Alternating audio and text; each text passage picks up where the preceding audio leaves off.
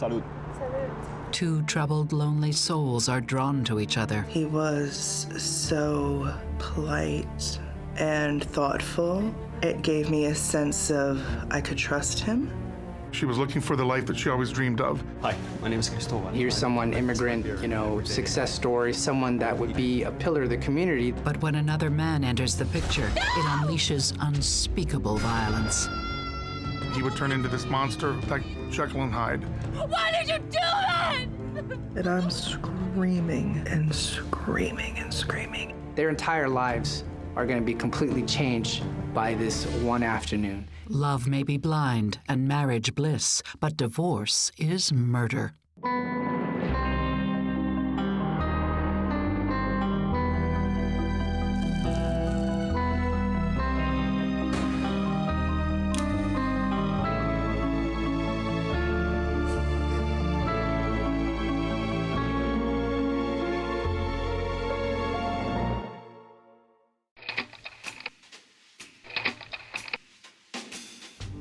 Jennifer Winter is a troubled teenager who's growing up on the wrong side of the tracks.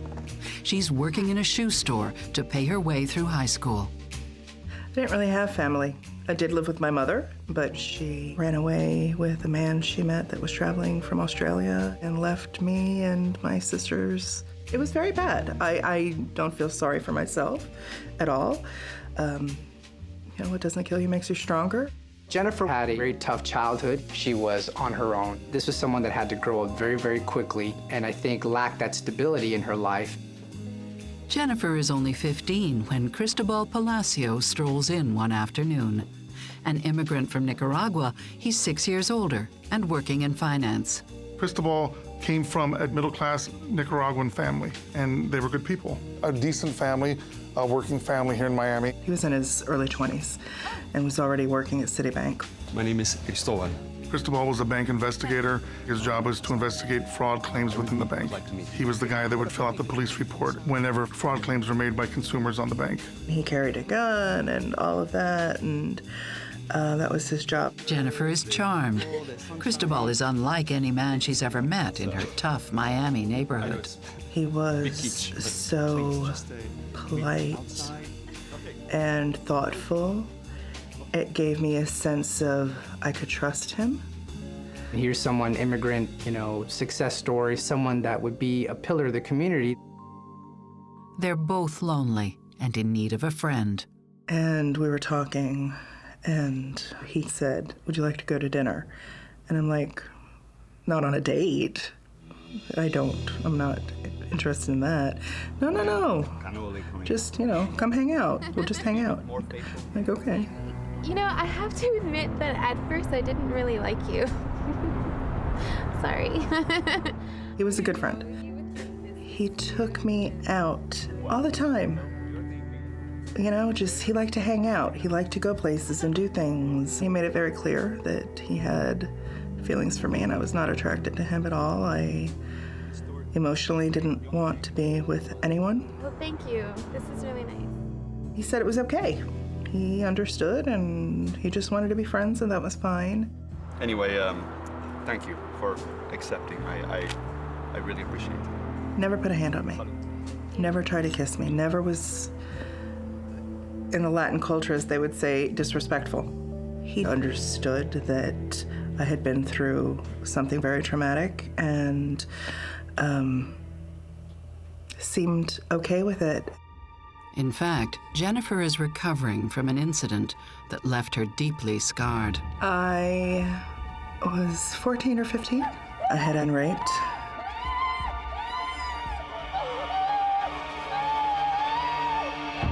So I never really trusted men, I think, from that moment on. Psychotherapist Stacy Kaiser and forensic psychologist Brian Russell believe the rape would have had a profound effect on Jennifer. A rape at any age is violating and traumatic. But for a teenager whose identity is developing and they probably haven't had any sexual experiences, it could be truly impactful.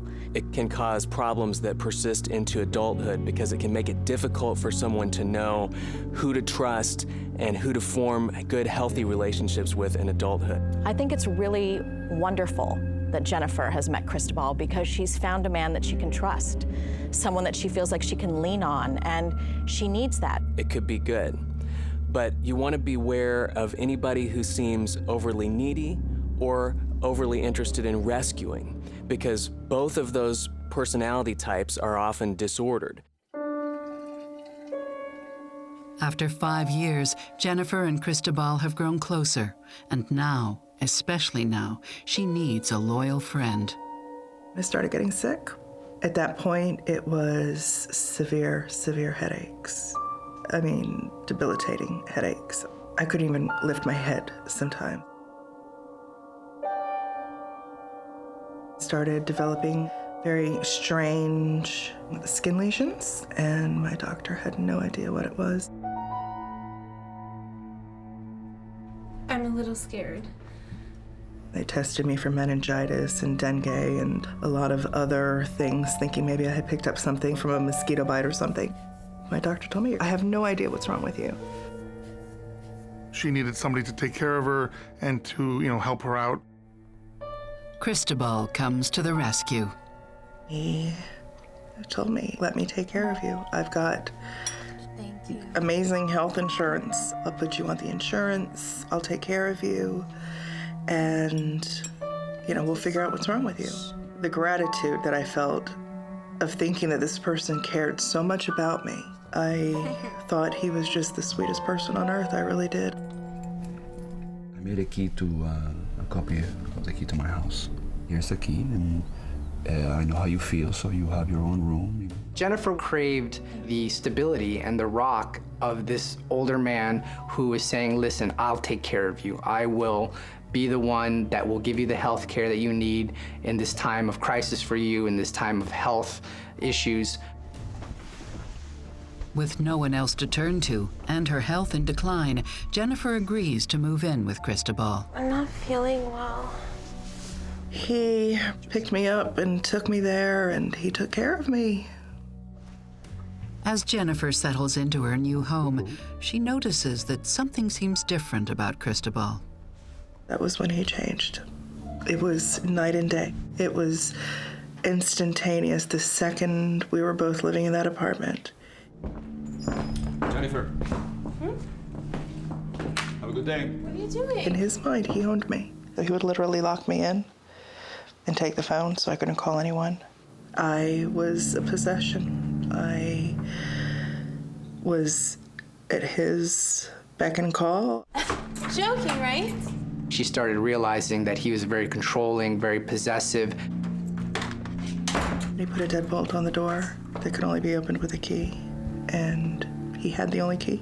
So he would literally lock me in and take the phone so I couldn't call anyone. He monitored her where she was at all times. If she was going to leave the apartment, he wanted to know where she was going, how long she was going to be there. Jennifer! Jennifer! If I had to go across the street to the grocery store, he would tell me, you have 15 minutes. 15 minutes starts now. In spite of everything, Jennifer needs Cristobal and the prison he's created for her. That was who he was, and that was how it was going to be. I think there's two possible scenarios going on here. One is that Cristobal feels very protective of Jennifer. She's not well, and so he wants to keep a good eye on her because he cares. And the second possible scenario is that he now sees her as a possession, that he feels like he owns her and he can control her. This is a relationship that's born of obligation, and Jennifer is likely to put up with a higher degree of control for a longer time than she should because of that sense of obligation, and Cristobal is likely to feel entitled to things from Jennifer because he's providing for her. This kind of controlling behavior raises a lot of red flags for me. A person who is controlling tends to escalate if they don't get what they want. And my concern is that if Jennifer doesn't conform, that Cristobal may get worse. Although the cause of Jennifer's illness is still a mystery, her health improves, for now. And she's also learning how to live under Cristobal's control. During that time, there were still times where we got along, and he was normal. I started learning, you know what? Why don't you go to the grocery store with me instead of being timed? She's only beginning to grasp how troubled he is. Cristobal was the black sheep of his family. He was, the one that always had the problems in the family, and the family was always, being called in to help him out. His father was very abusive towards his mother. I know that. She told me that. Here you go. It's your family, isn't it? Hey. Take that picture and put it in the garbage.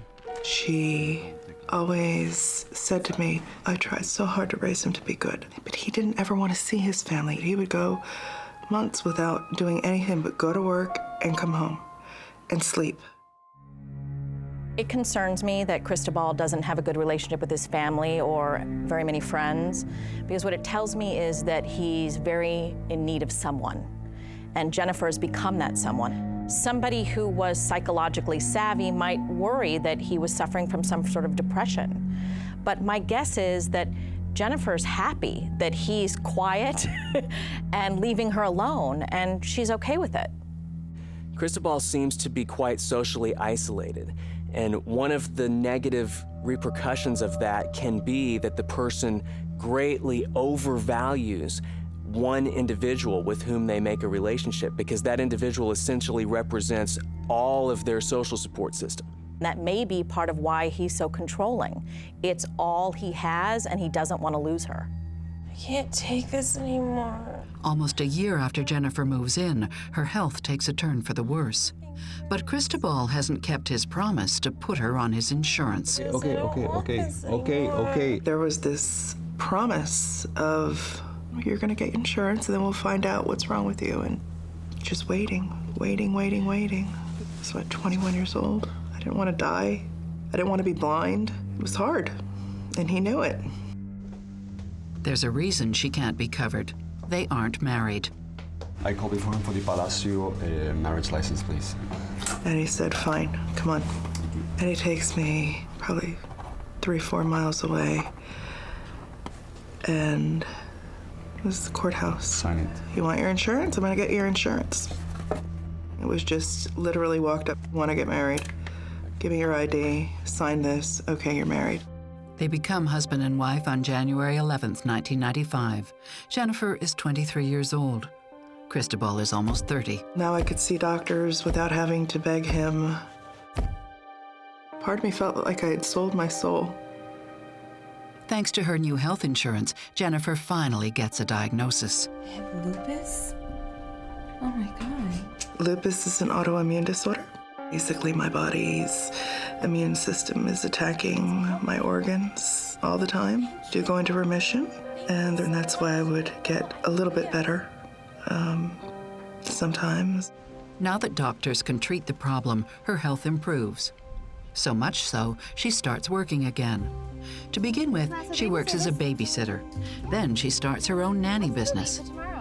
I have clients that come to me looking for a good nanny and housekeepers, all of that kind of thing. Great. And so I try to match up people that I think will get along. The business is doing well, so she's feeling much better and much more powerful in her life. Slappy will be ready in an hour. Best of all, Cristobal seems at ease with Jennifer's growing independence. Their relationship has never been better. I felt like I had my friend back. We would go to the movies, we'd go out to dinner, we would hang out. They would go for weeks at a time and everything would be fine. This unconventional marriage seems to be working out until Jennifer takes the relationship to the next level. I told him I want a baby. At that point, all hell broke loose.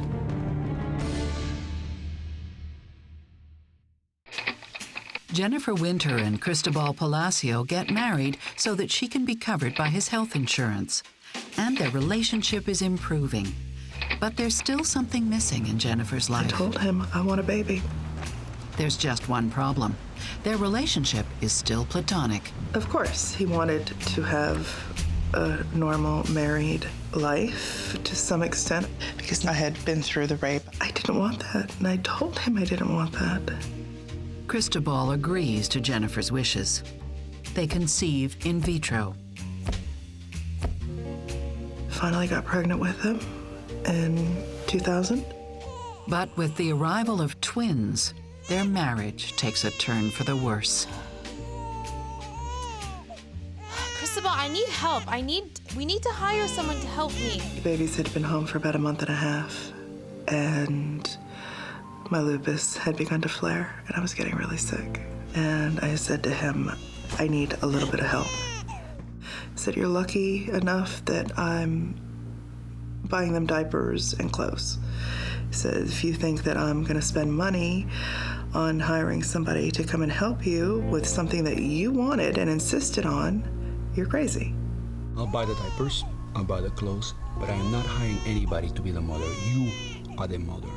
Jennifer copes as best she can, but it's getting harder every day. Everything just got really bad after the kids were born. The controlling is getting worse, the quiet mood swings, that everything's just getting worse in the relationship at that point. But something has changed for Jennifer. As a mother, she finds she is less and less willing to give in to her husband. There was an incident when my son was about 10 months old. He was born severely cross-eyed, and we had to patch his eye to try to strengthen the muscle. And we were out one day, and he said, you're doing it wrong. Straighten out. My son is not going to be cross-eyed, okay? No, that's it. My son's not going to be cross-eyed. That's why I'm going to listen to the doctor. And he said, if that's my kid, you're going to do what I tell you to do. Don't you ever touch my son like that again. And that's it. And I said, no, I'm not going to do the wrong thing for my child. I'm going to do it the way the doctor told me to do it. And I don't care what you say. When the twins were born, it really gave Jennifer a sense of empowerment. It gave her the backbone to really stand up to Cristobal. Hello? I called the doctor the next morning, and I told him the whole incident. And the doctor's nurse called and said, your wife is doing it the right way. But what Cristobal does next is completely unexpected. He goes out and doesn't come back for days. That was probably the last weekend he spent with us. It was almost like having them drove him out in a way. It was almost as if he felt like I was tied down now and he didn't have to monitor me, because now I had these two babies all to myself. That where was I going to go? What was I going to do? I had these children, and almost like they were little leashes holding me down. Cristobal never explains where he goes during his absences. We would go days without seeing him, days. And then as the children got older, it would be almost weeks without seeing him. Cristobal's rarely home at that point. It's just her and the kids. When he is home, there's nothing but, fighting and discord. I know he had a girlfriend, at least one. He would sometimes come in at 3 o'clock in the morning, take a shower, maybe sleep for an hour or two, and be gone by 6. Why were you home so late last night? Because I was working. You were working? Mm-hmm. Really? I didn't care. It was peaceful. Happy birthday! As the kids get older, Cristobal's absences seem like a blessing. It was almost like we had our freedom. We had our little way of doing things, and we were happy. Perfect, good! Jennifer feels comfortable. She feels, okay, he's gone. I can kind of do my own thing. He can do his own thing. And things sort of just were there in limbo in sort of a coexistence. You want to get 3 colors the same. As part of their routine without Cristobal, Jennifer plays online computer games with the children. So my children were probably 3 or 4 and had started playing an online game. My son is autistic, and the computer really was amazing with him. It brought him out of a shell, and so I encouraged that. And my children wanted to play it, and they wanted me to help them. Kids, do you want to go Through the game, Jennifer meets another parent, a British web designer and single father named Paul Winter. Paul was a computer geek. He was an easygoing guy. He had a good sense of humor. He's in England. He's got a son. In the beginning, it wasn't a romantic thing at all between us. I didn't even find him attractive. He sent me a picture of him and his son, and I was not attracted to him at all. We started talking. I happened to mention to him that my favorite singer was Alison Moyet. Okay, what about this one? What about this one? My all-time favorite band. Yes, I do. And he said something very sarcastic, and I laughed and thought it was really funny, and he says nobody else would have gotten that on here. So it just kind of turned out that we had a lot of things in common. We like the same music, we like the same books. Thinking about doing some traveling. They really hit it off. I think they just really clicked online. I'm not lying. He made me laugh. Just that dry English humor. He was a member of Mensa. He had an IQ of 154. He literally was a genius. He could look at things and instantly see something that another person may never see.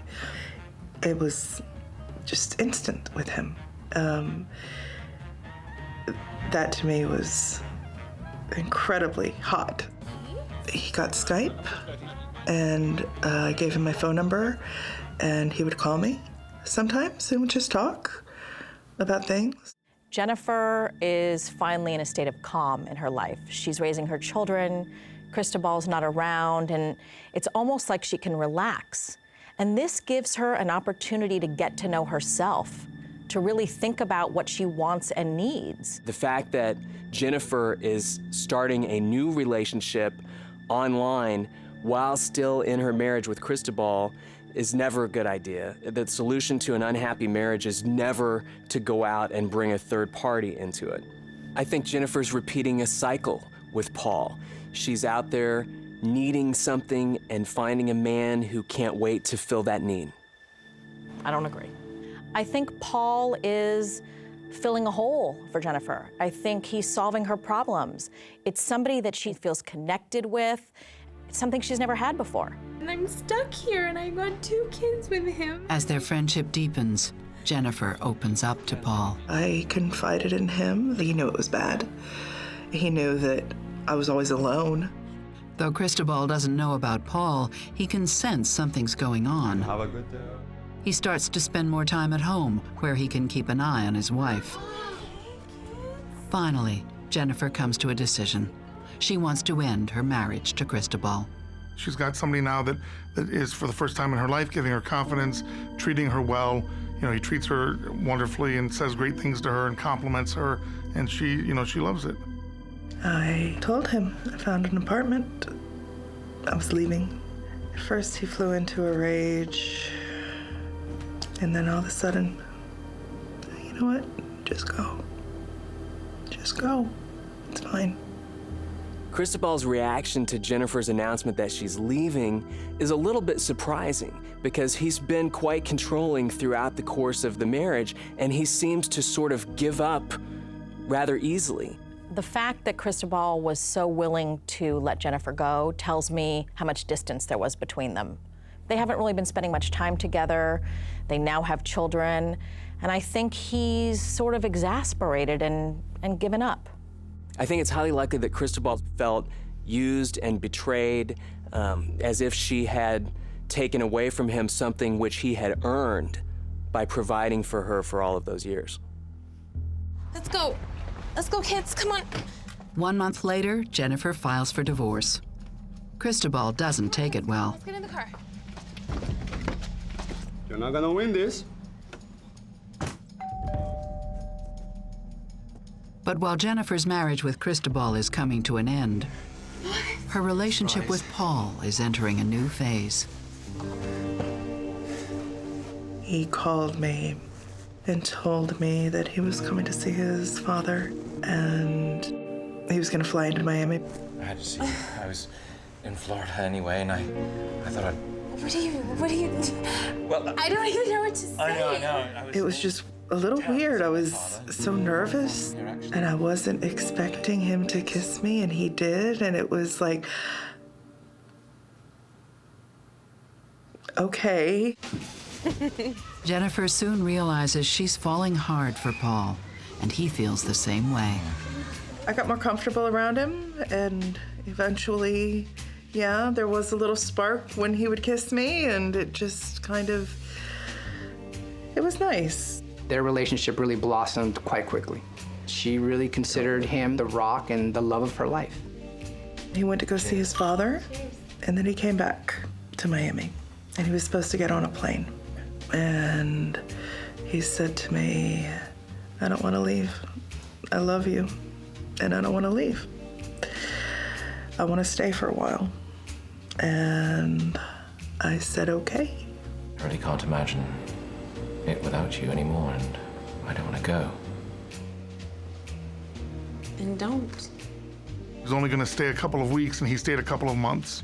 That he decided that he's going to go move over here and be with her full time. Paul moves in and helps Jennifer run her nanny and housekeeping agency. The pink one.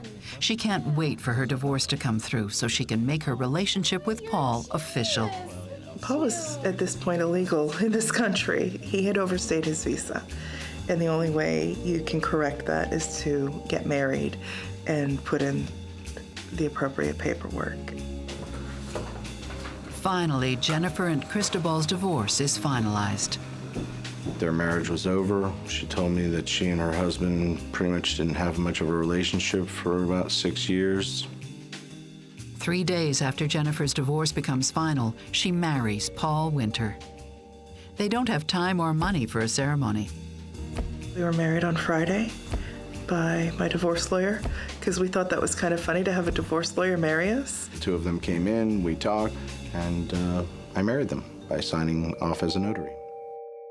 We loved each other very much and wanted to be married. And I wanted to have that, see what that was like to have someone that respected me and trusted me. And it was good. But Jennifer's problems with her ex, Cristobal, are far from over. In fact, they are only just beginning. Is constantly threatening me. This guy won't go away, and he's hell-bent on making problems.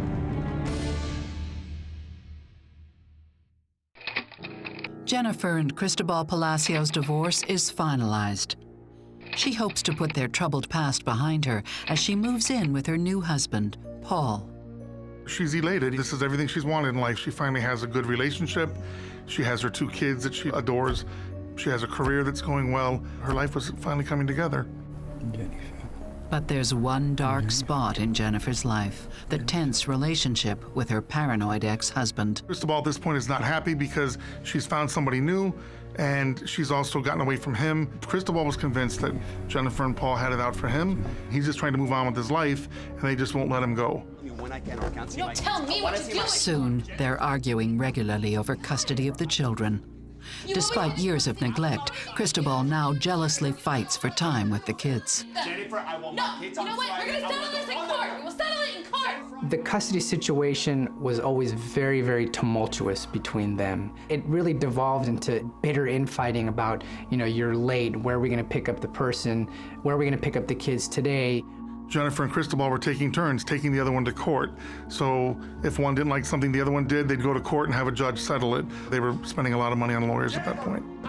Cristobal has never cared about his kids before. And I think that the reason he cares now is because he wants to hurt Jennifer. He knows that she is so connected to those children that if he can get them, it will cause her pain. It's pretty typical for a couple's relationship to get worse when there's a custody battle involved. So the fact that Cristobal and Jennifer are getting angrier and angrier with each other doesn't surprise me at all. As the couple's arguments escalate, Jennifer's new husband, Paul, is pulled into the fray. Paul just didn't like the way Cristobal would treat them when he came over there to get the kids. He would upset Jennifer, he'd pick a fight with her, and then he would ridicule her and scream at her and yell at her and all that kind of thing, and Paul didn't like that. He's trying to be her rescuer, he's trying to be her hero. It makes me nervous that Paul is in the middle of this relationship between Jennifer and Cristobal.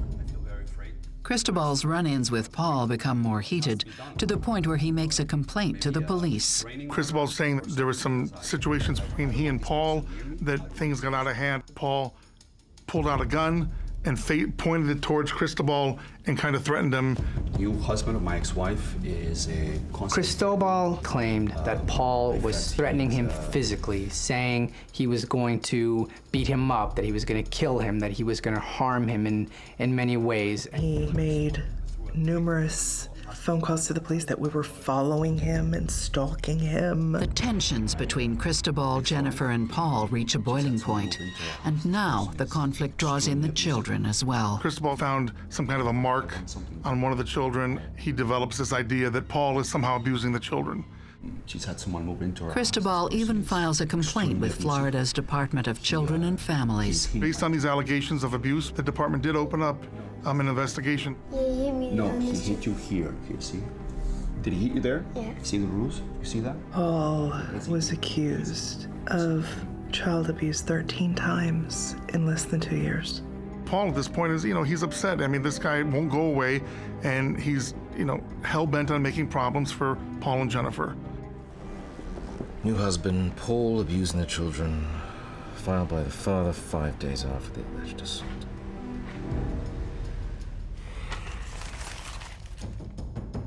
It's been exactly 2 years since Jennifer decided to leave Cristobal, and relations are worse than ever. Things come to a head one weekend in 2008. It's Cristobal's turn to get the kids, but Jennifer believes she should have them. That weekend was Jennifer's birthday, and she normally had the kids on her birthday. They both show up to pick the children up. Jennifer shows up, and Cristobal shows up at the school. This is my birthday, and I asked you 3 weeks ago. And I said, no, Get your hands off of me. it's my day. I get to have him. And then he started trying to rip the backpack off of my arm and said, we're gonna do homework, we're gonna do homework, give me the backpack. The kids are starting to get upset because these two are fighting again, and at some point, Jennifer ends up with, the backpack and the kids. Cristobal leaves empty-handed that day. Yay! That evening, Jennifer celebrates. She's 37 years old. But she and Paul are anxious about the conflict with Cristobal. Paul, at this point, says to her, listen, we don't need any more trouble with this guy. Why don't we just let him have the kids today, and we'll celebrate your birthday next weekend? So Jennifer called him up. What do you want me to do? And he says, bring them back tonight. And he hung up. That was it. So we had been originally intending to take the kids out for dinner, maybe go down to the Keys for the evening. So it turned into, we'll drop them off and then we'll go see a movie. And where we had to drop the children off was probably 4 blocks away from our movie theater. Hey, kids! Parked on the street, the children got out of the car and went up to the door and knocked on the door and rang the doorbell and waited a few minutes. But something's not quite right. He didn't answer the door. Nobody answered the door. Both his car and his girlfriend's car were there. Okay, well, my daughter turned around and looked at me like, what do you want me to do, Mommy? I got out and went and rang the bell. I gave each of the kids a kiss on their head and said, just hold on. Come on. But it doesn't take long before the unimaginable happens. My weekend, my Chris. Look, you are nothing but. And I'm screaming and screaming and screaming.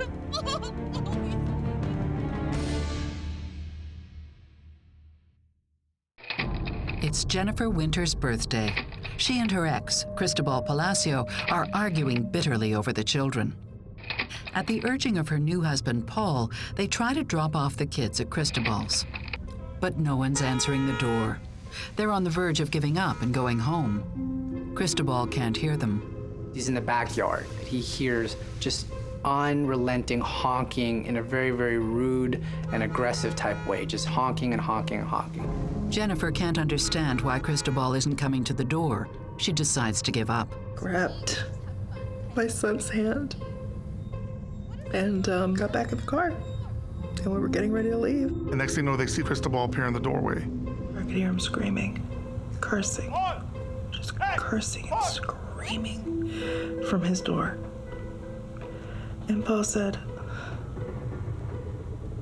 He's the one who told us to come here and drop them off. What is wrong with him? Kidding me? I'll be right back. Everything all right? He's ready. I'll be right back. Get out! He was annoyed. Like, we brought the kids over and we've been sitting here for 10 minutes knocking on the door. He walks around the front of the van and he yells up to Cristobal, "What are you doing? You know, why are you doing this?" We know that you are not the father. We called. You are not. He sees Paul coming at him aggressively. Oh, really? Yeah. He saw him reaching for something like in his waistband.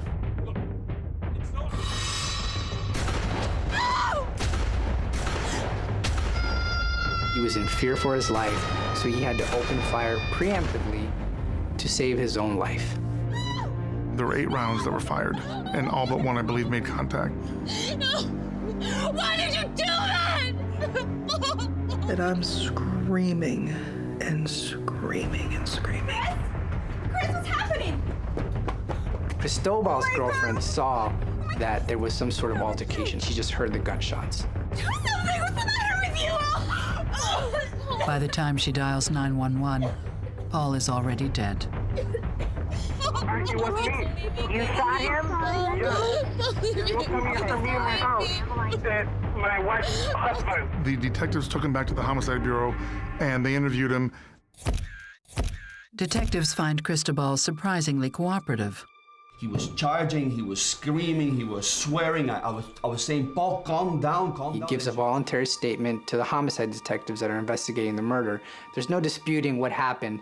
He shot him. He completely takes responsibility for shooting Paul. I'm not surprised at all that the growing tensions between Paul and Cristobal ended in violence. Some people become violent and aggressive because they're angry and confrontational, like Cristobal. Other people could become violent and aggressive out of protection, out of defensiveness. And so either of these two people would be capable of harming someone, even though they're coming from two totally different places. Cristobal probably felt that Paul had what was his and had taken it from him to some degree. And Paul probably felt like he needed to step up and be knight in shining armor for Jennifer. That can be a volatile combination of people. I was saying, "Paul, calm down." As detectives interrogate him, Cristobal insists he had good reason to shoot Paul. Self-defense. This guy lives with my children. I was afraid he was... Cristobal said that he, at that point, felt in fear because Paul was advancing on him in a threatening manner. He said Paul had a gun or a knife or something and was running at him. He felt like he had no choice but to pull out his gun and to fire it. Cristobal's story seems watertight, but this case is anything but. This is not a whodunit. We knew who shot him. The question became, was he justified in doing it? I didn't mean to do it. With his right hand, he reached behind him. And I knew. I knew.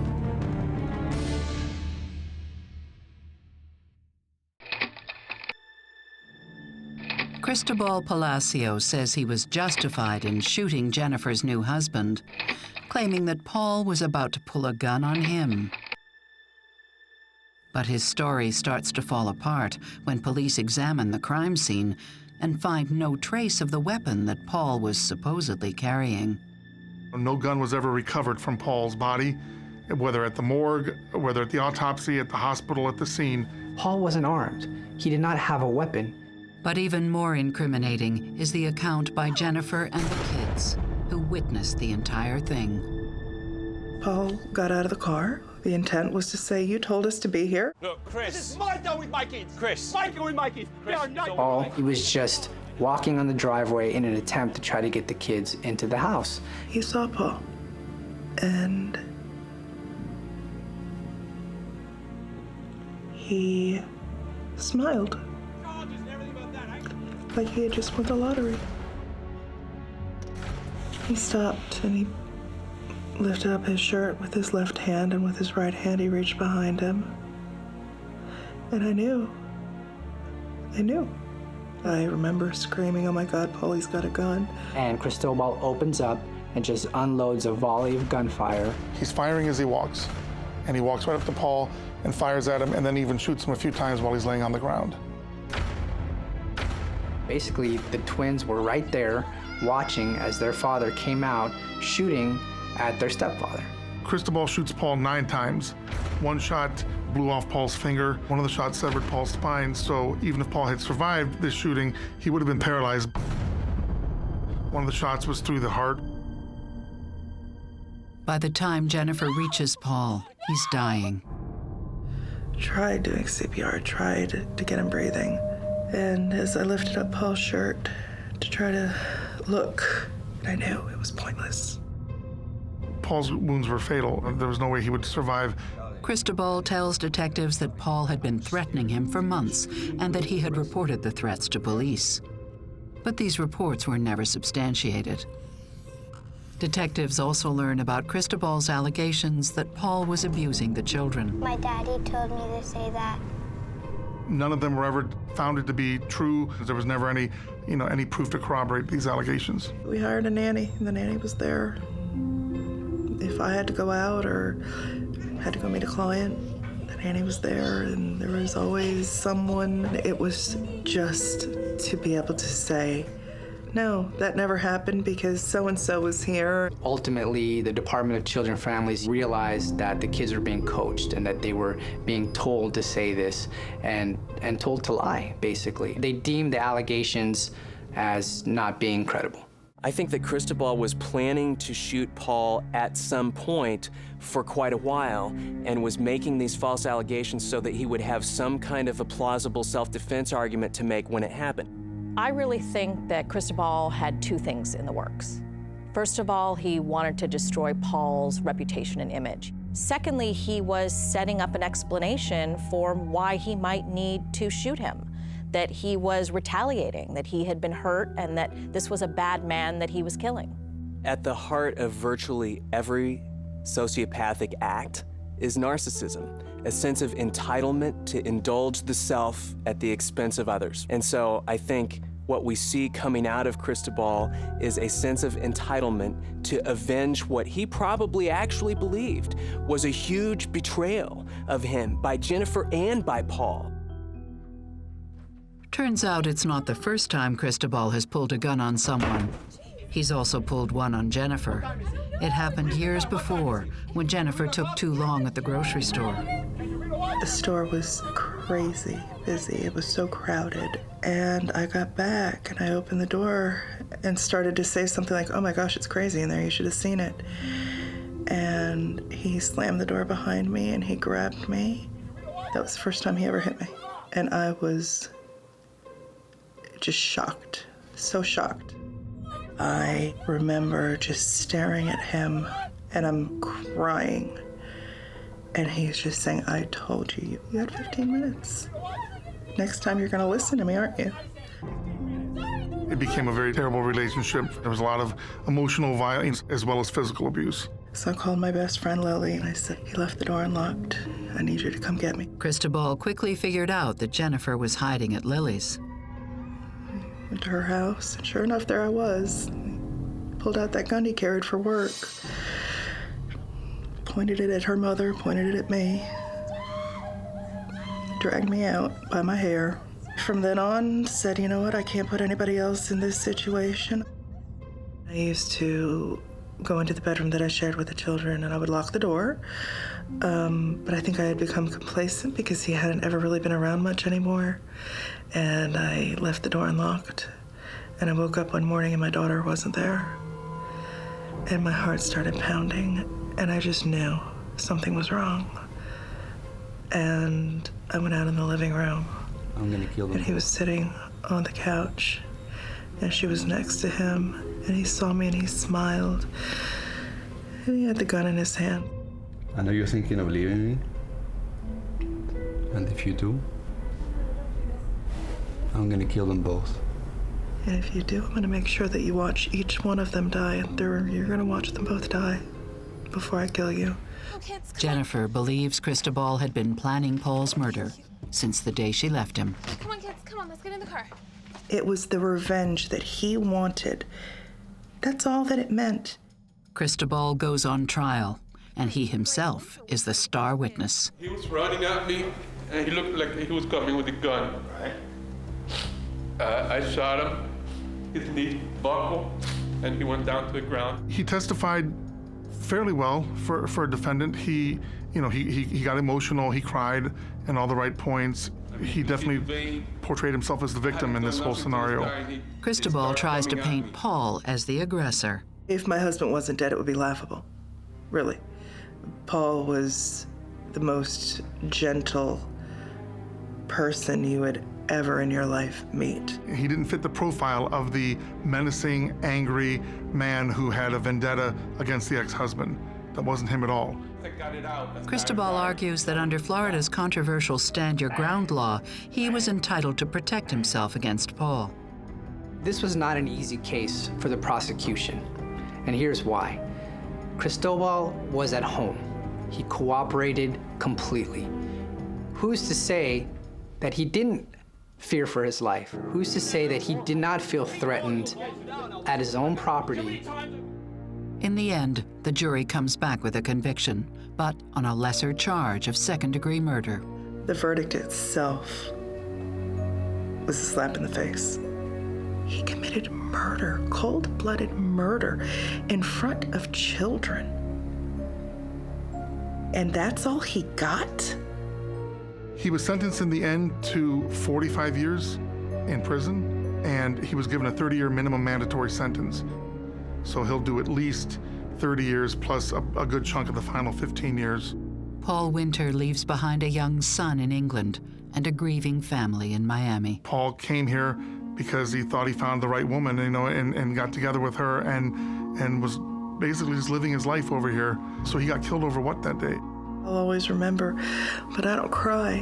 My husband lost his life, but my children and I gained our safety and our freedom, and we're so thankful to Paul for that. He gave us the ultimate gift. There are days that I'll hear a song and I'll go, oh, and he's not there. It doesn't go away. It doesn't stop. I miss Paul a lot.